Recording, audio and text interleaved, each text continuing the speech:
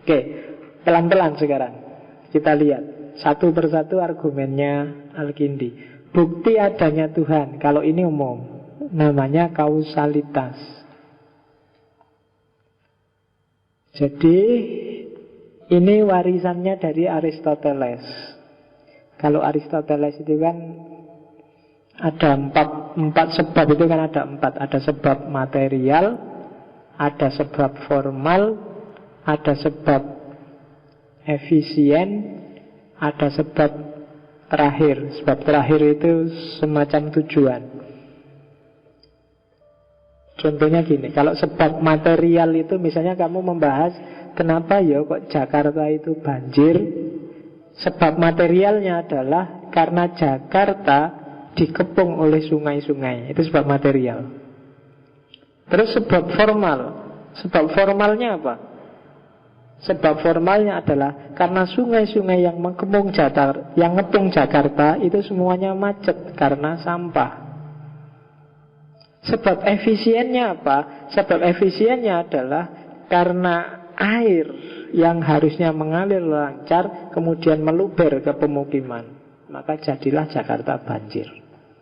Itu jadi diawali dari sebab material, terus sebab formal, terus sebab efisien, dan terakhir sebab final, sebab terakhir. Ini yang agak unik. Kalau di Aristoteles sebab terakhir itu kayak gini loh. Kenapa Jakarta banjir? Itu adalah pelajaran buat orang Jakarta agar menjaga kebersihan. Kenapa Jakarta banjir? Biar orang Jakarta yang sombong-sombong itu tahu rasa. Kenapa itu namanya sebab final. Orang biasa menyebutnya hikmahnya, tujuannya, manfaatnya, dan seterusnya. Itu sebab final. Nah, teori ini diwarisi oleh Al-Kindi, bahwa Tuhan itu adalah sebab efisien. Jadi Al-Kindi berbeda dengan banyak filosof Muslim yang lain, termasuk Al-Farabi, Ibnu Sina. Kalau di filosof yang lain tidak berani creatio ex nihilo. Jadi menciptakan dari nggak ada sama sekali tiba-tiba ada. Kalau Al-Kindi berani. Kalau Al-Farabi, minggu depan kita akan ngomong Farabi, nggak bisa, nggak nyampe pikirannya dia menciptakan sesuatu dari nggak ada sama sekali tiba-tiba ada. Itu kayak tukang sulap. Tukang sulap pun itu kan manipulasi. Barangnya sebelumnya juga sudah ada. Nah, kalau di Al-Kindi bisa. Kenapa? Ada kausalitas yang harus ada akhirnya. Jadi kalau di Al-Kindi, coba lihat, semua yang ada di alam semesta ini pasti ada sebabnya. Teh ini ada sebabnya, ya kan? Ada orang nanam teh, yang nanam teh ada sebabnya. Selalu ada sebab. Kayu ini ada sebabnya, dari pohon-pohon, dari siapa, selalu ada sebabnya. Jadi ada rangkaian sebab akibat yang panjang. Cuma secara logis, rangkaian sebab akibat ini kan harus ada titik akhirnya. Tidak masuk akal kalau ada ini sebabnya ini sebabnya ini. Tidak ada akhirnya sama sekali. Itu nggak nyampe akal, malah nggak masuk akal. Harus ada satu titik terakhir dari semua sebab. Nah itulah nanti sebab yang pertama yang menyebabkan sesuatu, yang kemudian ada sebab-sebab selanjutnya. Dan bagi seorang Muslim, sebab pertama itulah yang disebut Allah. Dia adalah penyebab yang pertama. Makanya kamu kan, mungkin di antara kalian ada yang sering berdoa, ya musabbibal asbab, sabib. Nah itu kan, wahai yang menyebabkan, yang menjadi puncaknya segala sebab, sebabkanlah. Maksudnya bikin aku ini jadi kayak gini, bikin sebab jalanku jadi mulia, bikin sebab aku kaya. Itu kan sabib itu. Itu sebenarnya teorinya Al-Kindi. Jadi kalau ada doa yang musabbibal asbab, itu berarti kamu posisikan Tuhan sebagai sebab yang pertama. Itu kausalitas. Nah, dan kalau di Al-Kindi sebab itu kan ada sebab yang sifatnya kreasio tadi, sebab yang pertama, yang permulaan, ada sebab lanjutan. Sebab lanjutan. Ya contoh gampangnya gini loh. Allah menciptakan Adam, terus anaknya Adam itu yang menyebabkan Adam. cucunya Adam yang menyebabkan anaknya Adam sudah bukan Allah lagi. Allah adalah puncaknya. Nah, Adam dan seterusnya itu namanya sebab lanjutan, sementara Allah itu sebab awal, sebab yang pertama. Berarti Tuhan itu ada sebagai konsekuensi bahwa kausalitas di alam ini butuh penyebab pertama. Jadi itu argumen paling gampang kalau ada orang tanya, Tuhan ini benar-benar ada apa enggak sih? Ada. Buktinya apa? Coba lihat sekeliling kita. Segala sesuatu ada sebabnya enggak? Kamu ngakuin kausalitas enggak? Iya. Berarti kalau kamu ngaku kausalitas, coba dirangkai. Ini sebabnya apa, ini sebabnya apa terus. Dan menurut kamu sebab ini harus berakhir enggak? Secara rasional harus. Kalau ada yang bilang, enggak kok itu muter, enggak bisa, harus ada terakhir. Karena kalau nggak ada akhirnya itu bulat. Kalau di logika namanya tasalsul. Dan tasalsul itu nggak masuk akal. Harus ada sebab yang pertama yang nggak ada yang menyebabkan dia lagi. Kalau ada yang seperti ini berarti itulah Tuhan. Nah itu argumennya Al-Kindi. Argumen yang kedua adalah alam ini ternyata baru. Alam ini tidak abadi kok. Dia diciptakan. Ada fase di mana dia nggak ada terus dia ada. Dan Al-Kindi pakai teori aritmatika karena dia ahli matematika yang nggak bilang tadi. Jadi teori aritmatika, teori bilangan. Biar aja kamu malam-malam tak ajak mikir matematika. Nanti kalau nggak nyampe dilihat di rumah ya, dipikir pelan-pelan gitu. Karena kalau di sini mungkin roto setengah-setengah teler kamu. Saya juga roto-roto ngantuk. Oke ya, kita belajar bilangan sekarang. Bilangan itu kan ada akhirnya. Meskipun akalmu nggak nyampe. Nggak nyampe itu maksudnya, coba kamu tak tanya, bilangan paling besar itu berapa? Ayo, jumlah paling besar wis ngono wae, piro? Ada akhirnya enggak tapi? Ada. Berapa akhirnya itu? Yang paling tinggi, yang paling banyak. Nyampe ya. Itu namanya batas akal. Salah satu contoh. Saya punya banyak contoh tentang betapa akal itu banyak tidak berdaya.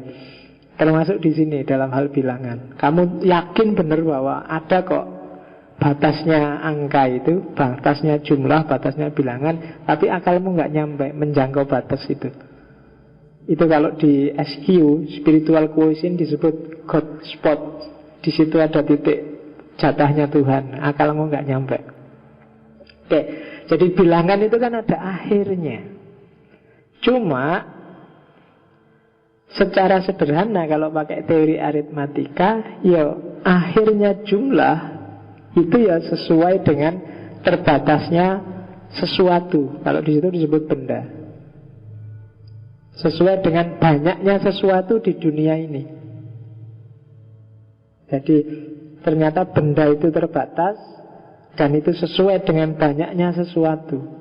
Banyaknya sesuatu itu kan terbatas juga. Kita yakin bahwa benda di alam semesta itu bisa dihitung, ada batasnya.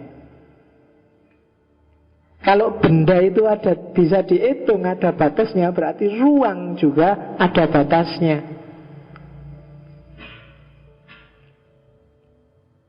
Ya kan? Kalau ruang ada batasnya, berarti gerak juga ada batasnya. Betul. Kalau gerak ada batasnya, berarti waktu juga ada batasnya. Karena yang namanya waktu itu kan geraknya alam semesta ini. 2 hari, 3 hari, tanggal 1, tanggal 2, itu kan gerakannya alam semesta ini. Jadi bilangan itu ada batasnya. Kalau jumlah itu ada batasnya, berarti sesuatu atau benda itu pasti ada batasnya. Kalau benda ada batasnya, berarti ruang juga pasti ada batasnya. Karena tidak ada benda tanpa ada ruang. Kalau ruang ada batasnya, berarti gerak juga ada batasnya. Karena yang namanya gerak itu kan benda yang beredar dalam ruang. Kalau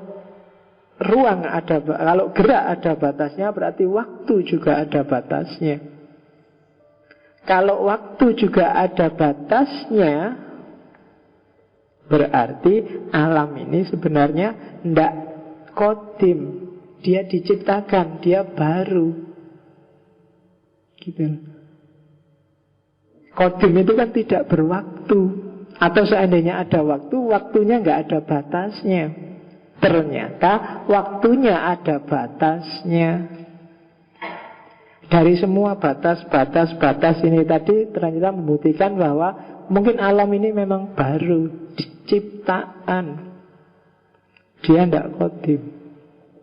Nah, itu bukti kedua bahwa Tuhan itu ada. Oke, bukti yang ketiga adalah kerapian alam. Tidak mungkin alam semesta yang seperti ini kok kebetulan. Loh, itu kan kalau fisika kan Big Bang, Pak. Lah iya, seandainya memang Big Bang, yang ngatur Big Bang itu sejauh mana dia kemudian hancur, sejauh mana kemudian dia rapi, sejauh mana sehingga bumi serapi ini, itu pasti tidak kebetulan. Pasti ada yang ngatur. Matahari itu mungkin kalau lebih dekat 10 cm aja, mungkin bumi sudah tidak bisa ada kehidupan, panas. Atau lebih jauh 10 cm, mungkin di sini beku semua. Pas, alam ini rapi. Ditata sedemikian rupa sehingga begitu manusia datang, dinosaurus punah. Itu kan ada yang ngatur. Itu kan kebetulan Pak, meteor. Iyalah, tapi kan nggak sekedar kebetulan. Kok ya bisa habis sehabis itu? Kok tidak ada sisanya dikit-dikit? Yang disisain cuma binatang kecil-kecil, bangsane ikan-ikan purba yang masih ada. Tapi yang besar-besar kelasnya T-Rex, kelasnya kok tidak ada. Kalau ada, betapa sengsaranya manusia. Pasti itu ada yang ngatur. Tidak mungkin cuma kebetulan. Dan itu kamu bisa nyari 1001 contoh yang menunjukkan bahwa tidak mungkin ini kebetulan. Pasti ada yang ngatur. Berarti jangan takut, Tuhan itu ada. Jangan khawatir. Jadi nggak sia-sia kamu sholat, nggak sia-sia kamu puasa, karena Tuhan itu ada. Dulu saya punya teman dosen, bukan dari UIN tapi yang lama dia nggak sholat. Kemudian dia sholat. Waktu tak tanya, lu kok sampean sekarang sholat? Sudah tobat ya? Tobat sih enggak, cuma khawatir jangan-jangan Tuhan memang benar-benar ada. Ngeri kan kalau Tuhan benar-benar ada, gawat, besok kamu bisa dipukuli Tuhan kalau di akhirat. Nah, jadi kalau benar-benar Tuhan ada kan gawat, ngeri ya. Itu terus dia makanya ya tobat sih enggak, cuma jangan-jangan kalau Tuhan ada kan ngeri aku. Jadi ya terus dia sholat.